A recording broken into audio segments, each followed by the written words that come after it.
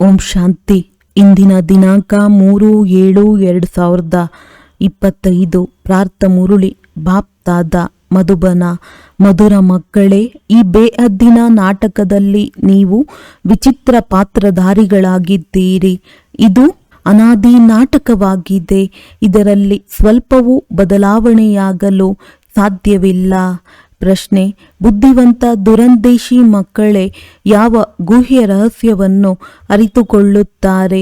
ಉತ್ತರ: ಮೂಲವತನದಿಂದ ಹಿಡಿದು ಇಡೀ ನಾಟಕದ ಆದಿ ಮಧ್ಯ ಅಂತ್ಯದ ರಹಸ್ಯವನ್ನು ದುರಂದೇಶಿ ಮಕ್ಕಳೇ ಅರಿತುಕೊಳ್ಳುತ್ತಾರೆ. ಬೀಜ ಮತ್ತು ವೃಕ್ಷದ ಸಂಪೂರ್ಣ ಜ್ಞಾನವು ಅವರ ಬುದ್ಧಿಯಲ್ಲಿರುತ್ತದೆ. ಅವರೇ ಅರಿತುಕೊಳ್ಳುತ್ತಾರೆ. ಬೇಹದ್ದಿನ ನಾಟಕದಲ್ಲಿ ಆತ್ಮರೂಪಿ ನಟ ಈ ಉಡುಪನ್ನು ಧರಿಸಿ ಪಾತ್ರವನ್ನು ಅಭಿನಯಿಸುತ್ತಿದೆ. ಇದು ಇಡೀ ಪಾತ್ರವನ್ನು ಅಭಿನಯಿಸಬೇಕಾಗಿದೆ. ಯಾವುದೇ ಪಾತ್ರಧಾರಿಯು ಮಧ್ಯದಲ್ಲಿಯೇ ಹಿಂತಿರುಗಿ ಹೋಗಲು ಸಾಧ್ಯವಿಲ್ಲ. ಗೀತೆ: ನೀನು ರಾತ್ರಿಯನ್ನು ಮಲಗುತ್ತಾ ಕಳೆದು ಹಗಲನ್ನು ತಿನ್ನುತ್ತಾ ಕಳೆದೆ. ಓಂ ಶಾಂತಿ. ಈ ಗೀತೆಯನ್ನು ಮಕ್ಕಳು ಕೇಳಿದ್ದೀರಿ. ಇದರಲ್ಲಿ ಕೆಲವು ಶಬ್ದಗಳು ಸರಿಯಾಗಿದೆ, ಇನ್ನು ಕೆಲವು ತಪ್ಪಾಗಿದೆ. ಬಾಯಿಯಿಂದ ಸ್ಮರಣೆ ಮಾಡಲಾಗುವುದಿಲ್ಲ. ದುಃಖವೂ ಸಹ ಅವಶ್ಯವಾಗಿ ಬರಬೇಕಾಗಿದೆ. ದುಃಖವಾದಾಗಲೇ ಸುಖವನ್ನು ಕೊಡಲು ತಂದೆಯು ಬರಬೇಕಾಗುತ್ತದೆ. ಮಧುರಾತಿ ಮಧುರ ಮಕ್ಕಳಿಗೆ ತಿಳಿದಿದೆ, ನಾವೀಗ ಸುಖಧಾಮಕ್ಕಾಗಿ ಓದುತ್ತಿದ್ದೇವೆ. ಶಾಂತಿಧಾಮ ಮತ್ತು ಸುಖಧಾಮ. ಮೊದಲು ಮುಕ್ತಿ, ನಂತರ ಜೀವನ್ ಮುಕ್ತಿ ಇರುತ್ತದೆ. ಶಾಂತಿಧಾಮವು ಮನೆಯಾಗಿದೆ. ಇಲ್ಲಿ ಪಾತ್ರವನ್ನು ಅಭಿನಯಿಸುವುದಿಲ್ಲ. ಹೇಗೆ ಪಾತ್ರಧಾರಿಗಳು ಮನೆಗೆ ಹೊರಟು ಹೋಗುತ್ತಾರೆ, ಅಲ್ಲೇನು ಪಾತ್ರವನ್ನು ಅಭಿನಯಿಸುವುದಿಲ್ಲ. ಸ್ಟೇಜಿನ ಮೇಲೆ ಪಾತ್ರವನ್ನು ಅಭಿನಯಿಸಲಾಗುತ್ತದೆ. ಇದು ಸಹ ಸ್ಟೇಜ್ ಆಗಿದೆ. ಹೇಗೆ ಹದ್ದಿನ ನಾಟಕವಿರುತ್ತದೆಯೋ ಹಾಗೆಯೇ ಇದು ಬೇಹದ್ದಿನ ನಾಟಕವಾಗಿದೆ. ಇದರ ಆದಿ ಮಧ್ಯ ಅಂತ್ಯದ ರಹಸ್ಯವನ್ನು ತಂದೆಯ ವಿನಃ ಮತ್ಯಾರೂ ತಿಳಿಸಲು ಸಾಧ್ಯವಿಲ್ಲ. ವಾಸ್ತವದಲ್ಲಿ ಈ ಯಾತ್ರೆ ಅಥವಾ ಯುದ್ಧ ಎಂಬ ಕೇವಲ ತಿಳಿಸಿಕೊಡಲು ಕೆಲಸದಲ್ಲಿ ತರಬೇಕಾಗುತ್ತದೆ. ಆದರೆ ಇದರಲ್ಲಿ ಯುದ್ಧವೇನೂ ಇಲ್ಲ. ಯಾತ್ರೆಯ ಶಬ್ದವಿದೆ, ಬಾಕಿ ಇದು ನೆನಪಾಗಿದೆ. ನೆನಪು ಮಾಡುತ್ತಾ ಮಾಡುತ್ತಾ ಪಾವನರಾಗಿ ಬಿಡುತ್ತೀರಿ. ಈ ಯಾತ್ರೆಯು ಇಲ್ಲಿಯೇ ಪೂರ್ಣವಾಗುವುದು. ಎಲ್ಲಿಯೂ ಹೋಗಬೇಕಾಗಿಲ್ಲ. ಮಕ್ಕಳು ಪಾವನರಾಗಿ ತಮ್ಮ ಮನೆಗೆ ಹೋಗಬೇಕಾಗಿದೆ. ಆದರೆ ಅಪವಿತ್ರರಂತೂ ಹೋಗಲು ಸಾಧ್ಯವಿಲ್ಲ. ಆದ್ದರಿಂದ ತಮ್ಮನ್ನು ಆತ್ಮನೆಂದು ತಿಳಿಯಬೇಕಾಗಿದೆ. ನಾನಾತ್ಮನಲ್ಲಿ ಇಡೀ ಚಕ್ರದ ಪಾತ್ರವಿದೆ. ಈಗ ಆ ಪಾತ್ರವು ಪೂರ್ಣವಾಗಿದೆ.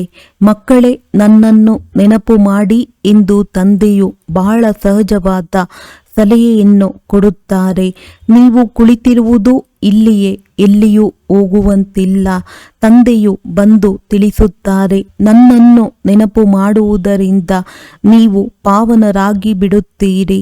ಯುದ್ಧವೇನೂ ಇಲ್ಲ. ತಮ್ಮನ್ನು ತಮೋಪ್ರಧಾನರಿಂದ ಸತೋಪ್ರಧಾನರನ್ನಾಗಿ ಮಾಡಿಕೊಳ್ಳಬೇಕಾಗಿದೆ. ಮಾಯೆಯ ಮೇಲೆ ಜಯ ಗಳಿಸಬೇಕಾಗಿದೆ.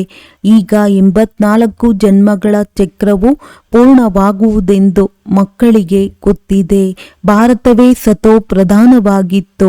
ಅದರಲ್ಲಿ ಅವಶ್ಯವಾಗಿ ಮನುಷ್ಯರೇ ಇರುತ್ತಾರೆ. ಭೂಮಿಯೂ ಬದಲಾಗುವುದಿಲ್ಲ. ನೀವೀಗ ತಿಳಿದುಕೊಂಡಿದ್ದೀರಿ, ನಾವು ಸತೋಪ್ರಧಾನರಾಗಿದ್ದೆವು, ನಂತರ ತಮೋಪ್ರಧಾನರಾದೆವು. ಈಗ ಮತ್ತೆ ಸತೋಪ್ರಧಾನರಾಗಬೇಕಾಗಿದೆ. ಪತಿತ ಪಾವನನೇ ಬಂದು ನಮ್ಮನ್ನು ಪತಿತರಿಂದ ಪಾವನರನ್ನಾಗಿ ಮಾಡಿ ಎಂದು ಮನುಷ್ಯರು ಕರೆಯುತ್ತಾರೆ. ಆದರೆ ಅವರು ಯಾರು, ಹೇಗೆ ಬರುತ್ತಾರೆ, ಏನನ್ನು ತಿಳಿದುಕೊಂಡಿಲ್ಲ. ಈಗ ತಂದೆಯು ನಿಮ್ಮನ್ನು ಬುದ್ಧಿವಂತರನ್ನಾಗಿ ಮಾಡಿದ್ದಾರೆ. ನೀವು ಎಷ್ಟು ಶ್ರೇಷ್ಠ ಪದವಿಯನ್ನು ಪಡೆಯುತ್ತೀರಿ. ಸತ್ಯಯುಗದಲ್ಲಿ ಬಡವರು ಸಹ ಇಲ್ಲಿನ ಸಾಹುಕಾರರಿಗಿಂತ ಶ್ರೇಷ್ಠವಾಗಿರುತ್ತಾರೆ. ಬಲೆ ಎಷ್ಟು ದೊಡ್ಡ ದೊಡ್ಡ ರಾಜರಿದ್ದರು, ಬಹಳ ಹಣವಿತ್ತು, ಆದರೆ ವಿಕಾರಿಗಳಲ್ಲವೇ? ಇವರಿಗಿಂತಲೂ ಸತ್ಯಯುಗದಲ್ಲಿ ಸಾಧಾರಣ ಪ್ರಜೆಗಳೂ ಸಹ ಬಹಳ ಶ್ರೇಷ್ಠರಾಗುತ್ತಾರೆ. ತಂದೆಯು ಅಂತರವನ್ನು ತಿಳಿಸುತ್ತಾರೆ. ರಾವಣನ ನೆರಳು ಬೀಳುವುದರಿಂದಲೇ ಪತಿತರಾಗಿ ಬಿಡುತ್ತಾರೆ. ನಿರ್ವಿಕಾರಿ ದೇವತೆಗಳ ಮುಂದೆ ತಮ್ಮನ್ನು ಪತಿತರೆಂದು ಹೇಳಿ ತಲೆಬಾಗುತ್ತಾರೆ. ತಂದೆಯು ಇಲ್ಲಿ ಬರುತ್ತಾರೆಂದರೆ ಬಹಳ ಬೇಗನೆ ಎಲ್ಲರನ್ನೂ ಮೇಲೆತ್ತುತ್ತಾರೆ. ಇದು ಸೆಕೆಂಡಿನ ಮಾತಾಗಿದೆ. ಈಗ ತಂದೆಯು ಜ್ಞಾನದ ಮೂರನೆಯ ನೇತ್ರವನ್ನು ಕೊಟ್ಟಿದ್ದಾರೆ. ನೀವು ಮಕ್ಕಳು ದುರಂದೇಶಿಗಳಾಗಿ ಬಿಡುತ್ತೀರಿ. ಮೇಲೆ ಮೂಲವತನದಿಂದ ಹಿಡಿದು ಇಡೀ ಡ್ರಾಮಾದ ಚಕ್ರವೂ ನಿಮಗೆ ನೆನಪಿದೆ. ಹೇಗೆ ಅದ್ದಿನ ನಾಟಕವನ್ನು ನೋಡಿ ಬಂದು ಏನೇನು ನೋಡಿದೆವೆಂದು ತಿಳಿಸುತ್ತಾರಲ್ಲವೇ? ಬುದ್ಧಿಯಲ್ಲಿ ತುಂಬಿರುತ್ತದೆ, ಅದನ್ನು ವರ್ಣನೆ ಮಾಡುತ್ತಾರೆ. ಆತ್ಮದಲ್ಲಿ ತುಂಬಿಕೊಂಡು ಬಂದು ಅದನ್ನು ಹಂಚಿಕೊಳ್ಳುತ್ತಾರೆ. ಹಾಗೆಯೇ ಇವು ಬೇಹದ್ದಿನ ಮಾತುಗಳಾಗಿವೆ. ನೀವು ಮಕ್ಕಳ ಬುದ್ಧಿಯಲ್ಲಿ ಈ ಬೇಹದ್ದಿನ ನಾಟಕದ ಆದಿ ಮಧ್ಯ ಅಂತ್ಯದ ರಹಸ್ಯವಿರಬೇಕು. ಇದು ಪುನರಾವರ್ತನೆಯಾಗುತ್ತಿರುತ್ತದೆ. ಆ ಹದ್ದಿನ ನಾಟಕದಲ್ಲಂತೂ ಒಬ್ಬ ಪಾತ್ರಧಾರಿಯು ಹೊರಟು ಹೋದರೆ ಅವರಿಗೆ ಬದಲಾಗಿ ಇನ್ನೊಬ್ಬರು ಬರಬಹುದು. ಯಾರಾದರೂ ಕಾಯಿಲೆಗೊಳಗಾದರೆ ಅವರಿಗೆ ಬದಲು ಇನ್ನೊಬ್ಬರನ್ನು ಸೇರಿಸಿಕೊಳ್ಳುತ್ತಾರೆ. ಆದರೆ ಇದಂತೂ ಚೈತನ್ಯ ನಾಟಕವಾಗಿದೆ. ಇದರಲ್ಲಿ ಸ್ವಲ್ಪವೂ ಅದಲು ಬದಲಾಗಲು ಸಾಧ್ಯವಿಲ್ಲ. ನೀವು ಮಕ್ಕಳಿಗೆ ತಿಳಿದಿದೆ, ನಾವಾತ್ಮರಾಗಿದ್ದೇವೆ. ಇದು ಶರೀರರೂಪಿ ವಸ್ತ್ರವಾಗಿದೆ. ಇದನ್ನು ಧರಿಸಿ ನಾವು ಬಹುರೂಪಿ ಪಾತ್ರವನ್ನಭಿನಯಿಸುತ್ತೇವೆ. ನಾಮ, ರೂಪ, ದೇಶ, ಲಕ್ಷಣಗಳು ಬದಲಾಗುತ್ತಾ ಹೋಗುತ್ತವೆ. ಪಾತ್ರಧಾರಿಗಳಿಗೆ ತಮ್ಮ ಪಾತ್ರದ ಬಗ್ಗೆ ತಿಳಿದಿರುತ್ತದೆ ಎಲ್ಲವೇ? ತಂದೆಯು ಮಕ್ಕಳಿಗೆ ಈ ಚಕ್ರದ ರಹಸ್ಯವನ್ನಂತೂ ತಿಳಿಸುತ್ತಲೇ ಇರುತ್ತಾರೆ. ಸತ್ಯಯುಗದಿಂದ ಹಿಡಿದು ಕಲಿಯುಗದ ಅಂತ್ಯದವರೆಗೆ ಬರುತ್ತಾರೆ ಮತ್ತು ಹೋಗುತ್ತಾರೆ. ಪುನಃ ಹೊಸದಾಗಿ ಬಂದು ಪಾತ್ರವನ್ನಭಿನಯಿಸುತ್ತಾರೆ. ಇದನ್ನು ವಿಸ್ತಾರದಲ್ಲಿ ತಿಳಿಸುವುದರಲ್ಲಿ ಸಮಯ ಹಿಡಿಸುತ್ತದೆ.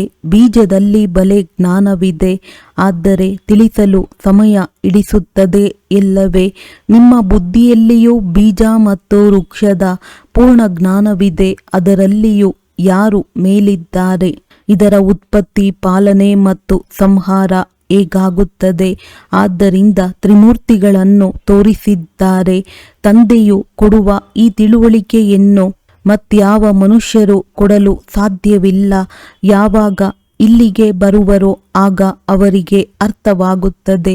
ಆದ್ದರಿಂದ ನೀವು ಎಲ್ಲರಿಗೆ ಇಲ್ಲಿ ಬಂದು ತಿಳಿದುಕೊಳ್ಳಿ ಎಂದು ಹೇಳುತ್ತೀರಿ. ಕೆಲವರು ಬಹಳ ಒರಟು ಮನುಷ್ಯರಿರುತ್ತಾರೆ. ನಾವೇನು ಕೇಳಬೇಕಾಗಿಲ್ಲ, ನಮಗೆ ಬೇಕಿಲ್ಲವೆಂದು ಹೇಳಿಬಿಡುತ್ತಾರೆ. ಇನ್ನು ಕೆಲವರು ಕೇಳುತ್ತಾರೆ, ಪುಸ್ತಕಗಳನ್ನು ತೆಗೆದುಕೊಳ್ಳುತ್ತಾರೆ. ಕೆಲವರು ತೆಗೆದುಕೊಳ್ಳುವುದಿಲ್ಲ. ನಿಮ್ಮ ಬುದ್ಧಿಯು ಈಗ ವಿಶಾಲ ದುರಂದೇಶಿಯಾಗಿ ಬಿಟ್ಟಿದೆ. ನೀವು 3 ಲೋಕಗಳನ್ನು ತಿಳಿದುಕೊಂಡಿದ್ದೀರಿ. ಮೂಲವತನಕ್ಕೆ ನಿರಾಕಾರಿ ಪ್ರಪಂಚವೆಂದು ಹೇಳಲಾಗುತ್ತದೆ. ಬಾಕಿ ಸೂಕ್ಷ್ಮವತನದ್ದು ಏನೂ ಇಲ್ಲ. ಸಂಬಂಧವೆಲ್ಲವೂ ಮೂಲವತನ ಮತ್ತು ಸ್ಥೂಲವತನದೊಂದಿಗೆ ಇದೆ. ಸೂಕ್ಷ್ಮವತನವು ಸ್ವಲ್ಪ ಸಮಯಕ್ಕಾಗಿ ಇದೆ. ಎಲ್ಲ ಆತ್ಮಗಳು ಮೇಲಿಂದ ಪಾತ್ರವನ್ನಭಿನಯಿಸಲು ಇಲ್ಲಿಗೆ ಬರುತ್ತಾರೆ. ಈ ವೃಕ್ಷದಲ್ಲಿ ಎಲ್ಲ ಧರ್ಮದವರು ನಂಬರ್ ವಾರ್ ಇದ್ದಾರೆ. ಇದು ಮಾನವ ವಂಶವೃಕ್ಷವಾಗಿದೆ. ಬಹಳ ಅಕ್ಯುರೇಟ್ ಆಗಿದೆ. ಸ್ವಲ್ಪವೂ ಹಿಂದೆ ಮುಂದೆಯಾಗಲು ಸಾಧ್ಯವಿಲ್ಲ. ಆತ್ಮಗಳು ತಮ್ಮ ಸ್ಥಾನವನ್ನು ಬಿಟ್ಟು ಮತ್ತೆಲ್ಲಿಯೂ ಕುಳಿತುಕೊಳ್ಳಲು ಸಾಧ್ಯವಿಲ್ಲ. ಆತ್ಮಗಳು ಬ್ರಹ್ಮ ತತ್ವದಲ್ಲಿ ವಿರಾಜಮಾನರಾಗಿರುತ್ತಾರೆ. ಹೇಗೆ ನಕ್ಷತ್ರಗಳು ಆಕಾಶದಲ್ಲಿ ನಿಂತಿರುವಂತೆ ಈ ನಕ್ಷತ್ರಗಳಂತೂ ದೂರದಿಂದಲೇ ಚಿಕ್ಕ ಚಿಕ್ಕ ರೂಪದಲ್ಲಿ ಕಾಣಿಸುತ್ತದೆ. ದೊಡ್ಡ ನಕ್ಷತ್ರಗಳಾದರೆ ದೂರಕ್ಕೆ ಚಿಕ್ಕದಾಗಿ ಕಾಣಿಸುತ್ತವೆ. ಆದರೆ ಆತ್ಮವು ಚಿಕ್ಕದ್ದೂ ದೊಡ್ಡದಿರುವುದಿಲ್ಲ, ವಿನಾಶವನ್ನು ಹೊಂದುವುದಿಲ್ಲ.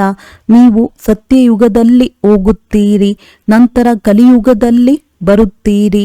ಮಕ್ಕಳಿಗೆ ಗೊತ್ತಿದೆ, ನಾವು ಸತೋ ಪ್ರಧಾನ ಪ್ರಪಂಚದಲ್ಲಿ ಇದ್ದೆವು. ಈಗ ಕಲಿಯುಗದಲ್ಲಿ ಬಂದು ಬಿಟ್ಟಿದ್ದೇವೆ. ಏನೂ ಬೆಲೆಯಿಲ್ಲ. ಬಲೆ ಮಾಯೆಯ ಹೊಳಪು ಬಹಳಷ್ಟಿದೆ. ಆದರೆ ಇದು ರಾವಣನ ಸ್ವರ್ಣಿಮ ಯುಗ, ಅದು ಈಶ್ವರಿಯ ಸ್ವರ್ಣಿಮ ಯುಗ. 6-7 ವರ್ಷಗಳಲ್ಲಿ ಇಷ್ಟೊಂದು ಆಹಾರ ಧಾನ್ಯಗಳು ಉತ್ಪನ್ನವಾಗುವುದೆಂದು ಮನುಷ್ಯರು ಹೇಳುತ್ತಿರುತ್ತಾರೆ. ಆದರೆ ಅದರ ಮಾತೇ ಕೇಳಬೇಡಿ. ನೋಡಿ ಅವರ ಪ್ಲಾನ್ ಹೇಗಿದೆ ಮತ್ತು ನೀವು ಮಕ್ಕಳದ್ದು ಹೇಗಿದೆ. ತಂದೆಯು ತಿಳಿಸುತ್ತಾರೆ, ನನ್ನ ಪ್ಲಾನ್ ಹಳೆಯ ಪ್ರಪಂಚವನ್ನು ಹೊಸದನ್ನಾಗಿ ಮಾಡುವುದಾಗಿದೆ. ನಿಮ್ಮದು ಒಂದೇ ಪ್ಲಾನ್ ಆಗಿದೆ. ನಿಮಗೆ ಗೊತ್ತಿದೆ, ತಂದೆಯ ಶ್ರೀಮತದಂತೆ ನಾವು ನಮ್ಮ ಆಸ್ತಿಯನ್ನು ತೆಗೆದುಕೊಳ್ಳುತ್ತಿದ್ದೇವೆ. ತಂದೆಯು ಮಾರ್ಗವನ್ನು ತಿಳಿಸುತ್ತಾರೆ, ಶ್ರೀಮತ ಕೊಡುತ್ತಾರೆ, ನೆನಪಿನಲ್ಲಿರುವ ಸಲಹೆ ಕೊಡುತ್ತಾರೆ. ಮತ ಎಂಬ ಶಬ್ದವಂತೂ ಇದೆಯಲ್ಲವೇ? ಸಂಸ್ಕೃತದ ಶಬ್ದವನ್ನು ತಂದೆಯು ಹೇಳುವುದಿಲ್ಲ. ತಂದೆಯಂತೂ ಹಿಂದಿ ಭಾಷೆಯಲ್ಲಿಯೇ ತಿಳಿಸುತ್ತಾರೆ. ಅನೇಕ ಭಾಷೆಗಳಿವೆಯಲ್ಲವೇ? ಅನುವಾದಕರು ಇರುತ್ತಾರೆ. ಹೇಳಿ ಮತ್ತೆ ಅವರ ಭಾಷೆಗಳಲ್ಲಿ ತಿಳಿಸಿಕೊಡುತ್ತಾರೆ. ಹಿಂದಿ ಮತ್ತು ಇಂಗ್ಲಿಷನ್ನು ಬಹಳ ಜನರು ತಿಳಿದಿದ್ದಾರೆ, ಓದುತ್ತಾರೆ. ಬಾಕಿ ಮಾತೆಯರು ಮನೆಯಲ್ಲಿರುವ ಕಾರಣ ಅಷ್ಟೊಂದು ಓದಿರುವುದಿಲ್ಲ. ಇತ್ತೀಚೆಗೆ ವಿದೇಶದಲ್ಲಿ ಆಂಗ್ಲ ಭಾಷೆಯನ್ನು ಕಲಿಯುತ್ತಾರೆ. ನಂತರ ಇಲ್ಲಿ ಬಂದು ತಾಯಿಯೊಂದಿಗೆ ಆಂಗ್ಲ ಭಾಷೆಯಲ್ಲಿಯೇ ಮಾತನಾಡತೊಡಗುತ್ತಾರೆ. ಪಾಪ, ಅವರು ಆಂಗ್ಲ ಭಾಷೆ ನಮಗೇನು ತಿಳಿಯುತ್ತದೆ ಎಂದು ತಬ್ಬಿಬ್ಬಾಗುತ್ತಾರೆ. ಮತ್ತೆ ಅವರು ಅಲ್ಪ ಸ್ವಲ್ಪ ಹಿಂದಿಯನ್ನು ಕಲಿಯಬೇಕಾಗುತ್ತದೆ. ಸತ್ಯಯುಗದಲ್ಲಂತೂ ಒಂದು ರಾಜ್ಯ, ಒಂದು ಭಾಷೆ ಇತ್ತು. ಅದನ್ನು ಈಗ ಮತ್ತೆ ಸ್ಥಾಪನೆ ಮಾಡುತ್ತಿದ್ದಾರೆ. ಪ್ರತಿ 5,000 ವರ್ಷಗಳ ನಂತರ ಈ ಸೃಷ್ಟಿ ಚಕ್ರವು ಹೇಗೆ ಸುತ್ತುತ್ತದೆ ಎಂದು ಬುದ್ಧಿಯಲ್ಲಿರಬೇಕು. ಈಗ ಒಬ್ಬ ತಂದೆಯ ನೆನಪಿನಲ್ಲಿರಬೇಕಾಗಿದೆ. ಇಲ್ಲಿ ನಿಮಗೆ ಬಹಳ ಅವಕಾಶವಿರುತ್ತದೆ. ಮುಂಜಾನೆ ಸ್ನಾನ ಇತ್ಯಾದಿಗಳನ್ನು ಮುಗಿಸಿ ಹೊರಗಡೆ ಸುತ್ತಾಡುವುದರಲ್ಲಿ ಬಹಳ ಆನಂದವಾಗುತ್ತದೆ. ಒಳಗೆ ಇದೇ ನೆನಪಿರಲಿ, ನಾವೆಲ್ಲರೂ ಪಾತ್ರಧಾರಿಗಳಾಗಿದ್ದೇವೆ. ಇದು ಸಹ ನಿಮಗೆ ಈ ಸ್ಮೃತಿ ಬಂದಿದೆ. ತಂದೆಯು ನಮಗೆ 84 ಜನ್ಮಗಳ ಚಕ್ರದ ರಹಸ್ಯವನ್ನು ತಿಳಿಸಿದ್ದಾರೆ. ನಾವು ಸತೋ ಪ್ರಧಾನರಾಗಿದ್ದೆವು. ಇದು ಬಹಳ ಖುಷಿಯ ಮಾತಾಗಿದೆ. ಮನುಷ್ಯರು ತಿರುಗಾಡುತ್ತಾರೆ, ಆದರೆ ಅವರಿಗೇನೂ ಸಂಪಾದನೆ ಇಲ್ಲ. ನೀವಂತೂ ತಿರುಗಾಡುವಾಗಲೂ ಬಹಳ ಸಂಪಾದನೆ ಮಾಡಿಕೊಳ್ಳುತ್ತೀರಿ. ಬುದ್ಧಿಯಲ್ಲಿ ಚಕ್ರವೂ ನೆನಪಿರಲಿ ಮತ್ತು ತಂದೆಯನ್ನು ನೆನಪು ಮಾಡುತ್ತಾ ಇರಿ. ಸಂಪಾದನೆಯನ್ನು ಮಾಡಿಕೊಳ್ಳುವ ಯುಕ್ತಿಗಳನ್ನು ತಂದೆಯು ಬಹಳ ಚೆನ್ನಾಗಿ ತಿಳಿಸುತ್ತಾರೆ. ಯಾವ ಮಕ್ಕಳು ಜ್ಞಾನದ ವಿಚಾರ ಸಾಗರ ಮಂಥನ ಮಾಡುವುದಿಲ್ಲವೋ ಅವರ ಬುದ್ಧಿಯಲ್ಲಿ ಮಾಯೆಯು ಕಿರಿಕಿರಿ ಮಾಡುತ್ತದೆ. ಅವರಿಗೆ ಮಾಯೆಯು ತೊಂದರೆ ಕೊಡುತ್ತದೆ. ಆಂತರ್ಯದಲ್ಲಿ ಈ ವಿಚಾರ ಮಾಡಿ, ನಾವು ಈ ಚಕ್ರವನ್ನು ಹೇಗೆ ಸುತ್ತಿದೆವು. ಸತ್ಯಯುಗದಲ್ಲಿ ಎಷ್ಟು ಜನ್ಮಗಳನ್ನು ತೆಗೆದುಕೊಂಡು ನಂತರ ಕೆಳಗಿಳಿದು ಬಂದೆವು. ಈಗ ಮತ್ತೆ ಸತೋ ಪ್ರಧಾನರಾಗಬೇಕಾಗಿದೆ. ತಂದೆಯು ತಿಳಿಸಿದ್ದಾರೆ, ನನ್ನನ್ನು ನೆನಪು ಮಾಡಿದರೆ ಸತೋ ಪ್ರಧಾನರಾಗಿ ಬಿಡುತ್ತೀರಿ. ನಡೆದಾಡುತ್ತಾ ತಿರುಗಾಡುತ್ತಾ ತಂದೆಯ ನೆನಪಿರಲಿ. ಆಗ ಮಾಯೆಯ ಕಿರಿಕಿರಿ ಸಮಾಪ್ತಿಯಾಗುವುದು. ನಿಮಗೆ ಬಹಳ ಬಹಳ ಸಂಪಾದನೆಯಾಗುವುದು. ಬಲೆ ಸ್ತ್ರೀ ಪುರುಷರು ಜೊತೆಯಲ್ಲಿ ಹೋಗುತ್ತೀರಿ. ಪ್ರತಿಯೊಬ್ಬರೂ ತಮ್ಮ ಶ್ರೇಷ್ಠ ಪದವಿಯನ್ನು ಪಡೆಯಲು ತಮಗಾಗಿ ಪರಿಶ್ರಮ ಪಡಬೇಕಾಗಿದೆ. ಒಂಟಿಯಾಗಿ ಹೋಗುವುದರಲ್ಲಂತೂ ಬಹಳ ಮಜಾ ಇದೆ. ತಮ್ಮದೇ ಗುಂಗಿನಲ್ಲಿರುತ್ತಾರೆ. ಇನ್ನೊಬ್ಬರ ಜೊತೆಯಲ್ಲಿದ್ದರೆ ಬುದ್ಧಿಯು ಅಲ್ಲಿ ಇಲ್ಲಿ ಹೋಗುವುದು. ನೆನಪು ಬಹಳ ಸಹಜವಾಗಿದೆ. ಎಲ್ಲ ಕಡೆ ಉದ್ಯಾನವನಗಳಿವೆ. ಯಾರಾದರೂ ಇಂಜಿನಿಯರ್ ಆಗಿದ್ದರೆ ಇದನ್ನು ಕಟ್ಟಿಸಬೇಕು, ಅದನ್ನು ಕಟ್ಟಿಸಬೇಕೆಂದು ಬುದ್ಧಿಯಲ್ಲಿ ಉಪಾಯಗಳು ಹೊಳೆಯುತ್ತಿರುತ್ತವೆ.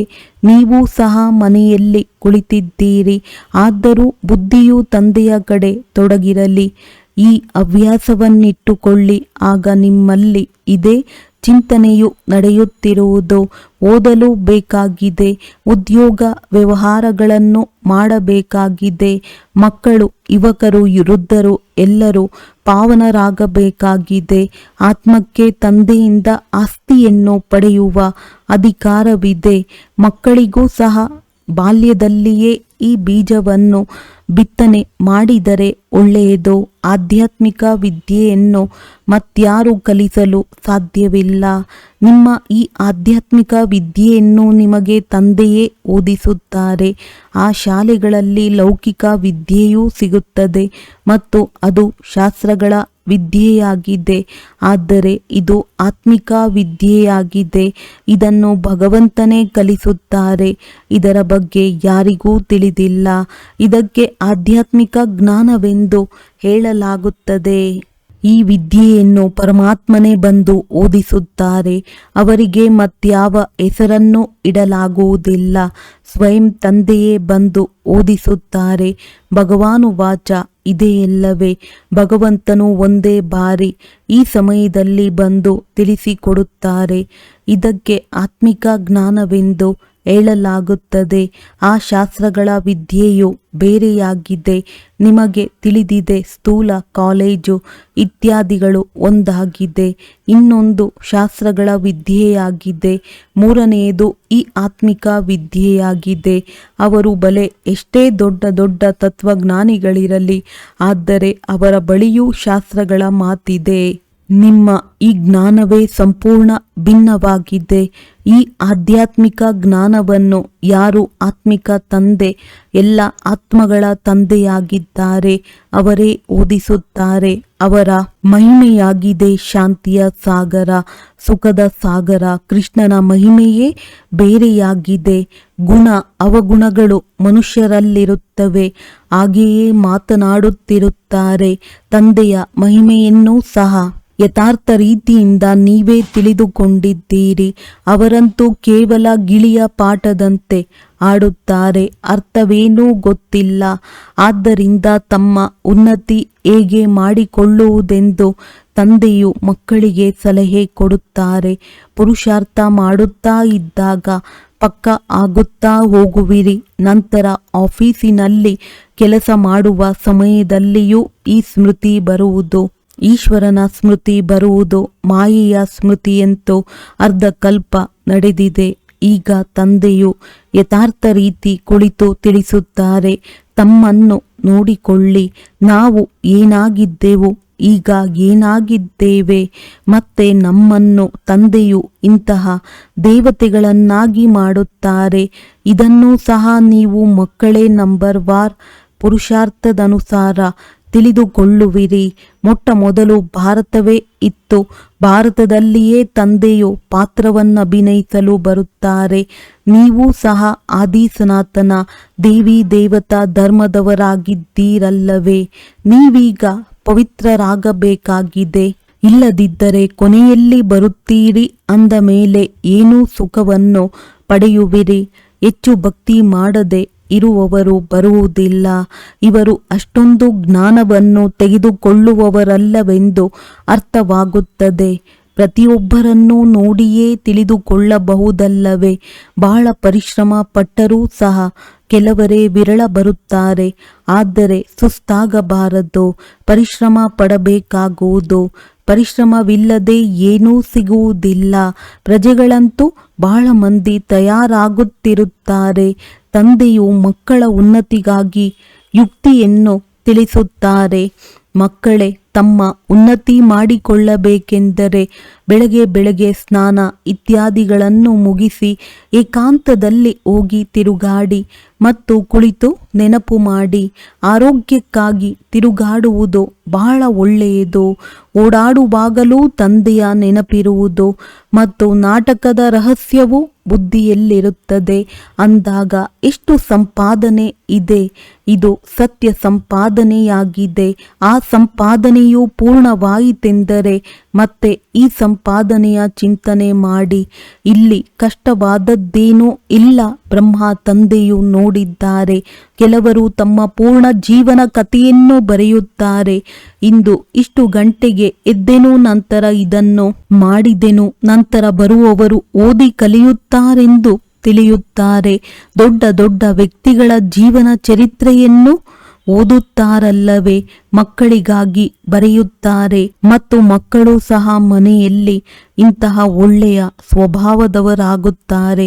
ಈಗ ನೀವು ಮಕ್ಕಳು ಪುರುಷಾರ್ಥ ಮಾಡಿ ಸತೋಪ್ರಧಾನರಾಗಬೇಕಾಗಿದೆ. ಪುನಃ ಸತೋಪ್ರಧಾನ ಪ್ರಪಂಚದ ರಾಜ್ಯವನ್ನು ತೆಗೆದುಕೊಳ್ಳಬೇಕಾಗಿದೆ. ನಿಮಗೆ ತಿಳಿದಿದೆ, ಕಲ್ಪವೂ ರಾಜ್ಯವನ್ನು ತೆಗೆದುಕೊಂಡಿದ್ದೀರಿ ಮತ್ತು ಕಳೆದುಕೊಳ್ಳುವಿರಿ. ಇದೆಲ್ಲವೂ ನಿಮ್ಮ ಬುದ್ಧಿಯಲ್ಲಿದೆ. ಇದು ಹೊಸ ಪ್ರಪಂಚ, ಹೊಸ ಧರ್ಮಕ್ಕಾಗಿ, ಹೊಸ ಜ್ಞಾನಕ್ಕಾಗಿ ಈ ಜ್ಞಾನವಿದೆ. ಆದ್ದರಿಂದ ಮಧುರಾತಿ ಮಧುರ ಮಕ್ಕಳಿಗೆ ಪುನಃ ತಿಳಿಸುತ್ತೇನೆ, ಬೇಗನೆ ಪುರುಷಾರ್ಥ ಮಾಡಿ. ಶರೀರದ ಮೇಲೆ ಯಾವುದೇ ಭರವಸೆ ಇಲ್ಲ. ಇತ್ತೀಚೆಗಂತೂ ಮೃತ್ಯುವು ಬಹಳ ಸಹಜವಾಗಿ ಬಿಟ್ಟಿದೆ. ಅಮರ ಲೋಕದಲ್ಲಿ ಇಂತಹ ಮೃತ್ಯುವೆಂದು ಆಗುವುದಿಲ್ಲ. ಇಲ್ಲಂತೂ ಕುಳಿತಿದ್ದಂತೆಯೇ ಶರೀರ ಬಿಡುತ್ತಾರೆ. ಆದ್ದರಿಂದ ತಮ್ಮ ಪುರುಷಾರ್ಥ ಮಾಡುತ್ತಾ ಇರಿ, ಜಮಾ ಮಾಡಿಕೊಳ್ಳುತ್ತಾ ಇರಿ. ಒಳ್ಳೆಯದು. ಮಧುರಾತಿ ಮಧುರ ಅಗಲಿ ಮರಳಿ ಸಿಕ್ಕಿರುವ ಮಕ್ಕಳ ಪ್ರತಿ ಮಾತ್ಪಿತಾ ಬಾಪ್ ತಾದಾರವರ ನೆನಪು, ಪ್ರೀತಿ ಹಾಗೂ ಸುಪ್ರಭಾತ. ಆತ್ಮೀಯ ಮಕ್ಕಳಿಗೆ ಆತ್ಮೀಯ ತಂದೆಯ ನಮಸ್ತೆ. ಧಾರಣೆಗಾಗಿ ಮುಖ್ಯ ಸಾರ: ಬುದ್ಧಿಯನ್ನು ಜ್ಞಾನ ಚಿಂತನೆಯಲ್ಲಿ ಬ್ಯುಸಿಯಾಗಿಟ್ಟುಕೊಳ್ಳುವ ಹವ್ಯಾಸ ಮಾಡಿಕೊಳ್ಳಬೇಕಾಗಿದೆ. ಸಮಯ ಸಿಕ್ಕಿದಾಗ ಏಕಾಂತದಲ್ಲಿ ಕುಳಿತು ವಿಚಾರ ಸಾಗರ ಮಂಥನ ಮಾಡಬೇಕಾಗಿದೆ. ತಂದೆಯನ್ನು ನೆನಪು ಮಾಡಿ ಸತ್ಯ ಸಂಪಾದನೆಯನ್ನು ಜಮಾ ಮಾಡಿಕೊಳ್ಳಬೇಕು. ದುರಂದೇಶಿಗಳಾಗಿ ಈ ಬೇಹದ್ದಿನ ನಾಟಕವನ್ನು ಯಥಾರ್ಥ ರೀತಿಯಿಂದ ತಿಳಿದುಕೊಳ್ಳಬೇಕಾಗಿದೆ. ಎಲ್ಲ ಪಾತ್ರಧಾರಿಗಳ ಪಾತ್ರವನ್ನು ಸಾಕ್ಷಿಯಾಗಿ ನೋಡಬೇಕಾಗಿದೆ. ವರದಾನ: ಮಧುರತೆಯ ವರದಾನದ ಮೂಲಕ ಸದಾ ಮುಂದುವರಿಯುವಂತವರು ಶ್ರೇಷ್ಠ ಆತ್ಮಭವ. ಮಧುರತೆ ಇಂತಹ ವಿಶೇಷ ಧಾರಣೆಯಾಗಿದೆ. ಯಾವುದು ಕಠಿಣ ಧರಣಿಯನ್ನೂ ಸಹ ಮಧುರವನ್ನಾಗಿ ಮಾಡಿಬಿಡುವುದು. ಯಾರಿಗೆ ಆಗಲಿ 2 ಗಳಿಗೆ ಮಧುರ ದೃಷ್ಟಿ ಕೊಡಿ. ಮಧುರ ಮಾತು ಮಾತನಾಡಿದರೆ ಯಾವುದೇ ಆತ್ಮವನ್ನು ಸದಾ ಕಾಲಕ್ಕಾಗಿ ಸಂಪನ್ನರನ್ನಾಗಿ ಮಾಡಿಬಿಡುವುದು. 2 ಗಳಿಗೆಯ ಮಧುರ ದೃಷ್ಟಿ ಅಥವಾ ಮಾತು ಆ ಆತ್ಮದ ಸೃಷ್ಟಿಯನ್ನು ಬದಲಾಯಿಸಿ ಬಿಡುವುದು. ತಮ್ಮ 2 ಮಧುರ ಮಾತು ಸಹ ಸದಾ ಕಾಲಕ್ಕಾಗಿ ಅವರನ್ನು ಬದಲಾಯಿಸಲು ನಿಮಿತ್ತವಾಗಿ ಬಿಡುವುದು. ಆದ್ದರಿಂದ ಮಧುರತೆಯ ವರದಾನವನ್ನು ಸದಾ ಜೊತೆಯಲ್ಲಿಟ್ಟುಕೊಳ್ಳಿ. ಸದಾ ಮಧುರವಾಗಿರಬೇಕು ಮತ್ತು ಸರ್ವರನ್ನು ಮಧುರರನ್ನಾಗಿ ಮಾಡಬೇಕು. ಸ್ಲೋಗನ್: ಎಲ್ಲ ಪರಿಸ್ಥಿತಿಯಲ್ಲೂ ರಾಜಿಯಾಗಿರಿ, ಆಗ ರಹಸ್ಯಯುಕ್ತರಾಗಿ ಬಿಡುವಿರಿ. ಅವ್ಯಕ್ತ ಸೂಚನೆ: ಸಂಕಲ್ಪ ಶಕ್ತಿಯನ್ನು ಜಮಾ ಮಾಡಿ ಶ್ರೇಷ್ಠ ಸೇವೆಗೆ ನಿಮಿತ್ತವಾಗಿ. ಯಾವಾಗ ಬೇರೆ ಎಲ್ಲ ಸಂಕಲ್ಪಗಳು ಶಾಂತವಾಗಿ ಬಿಡುತ್ತದೆ, ಕೇವಲ ಒಬ್ಬ ತಂದೆ ಹಾಗೂ ತಾವು ಈ ಮಿಲನದ ಅನುಭೂತಿಯ ಸಂಕಲ್ಪ ಇರುತ್ತದೆ ಎಂದಾಗ ಸಂಕಲ್ಪ ಶಕ್ತಿ ಜಮಾ ಆಗುತ್ತದೆ ಹಾಗೂ ಯೋಗ ಶಕ್ತಿಶಾಲಿಯಾಗುತ್ತದೆ. ಇದಕ್ಕಾಗಿ ವೇಷ ಮಾಡಿಕೊಳ್ಳುವ ಅಥವಾ ಎಲ್ಲವನ್ನು ಒಟ್ಟುಗೂಡಿಸುವ ಶಕ್ತಿಯನ್ನು ಧಾರಣೆ ಮಾಡಿ ಸಂಕಲ್ಪಗಳ ಮೇಲೆ ಫುಲ್ ಬ್ರೇಕ್ ಹಾಕಿ ಸಡಿಲವಾಗಿ ಬಿಡಬೇಡಿ. ಒಂದು ವೇಳೆ 1 ಸೆಕೆಂಡಿನ ಬದಲಾಗಿ ಜಾಸ್ತಿ ಸಮಯ ಹಿಡಿಸುತ್ತದೆ ಎಂದರೆ ಸಮಾವೇಶ ಮಾಡುವ ಶಕ್ತಿ ಬಲಹೀನವಾಗಿದೆ. ಒಳ್ಳೆಯದು. ಓಂ ಶಾಂತಿ.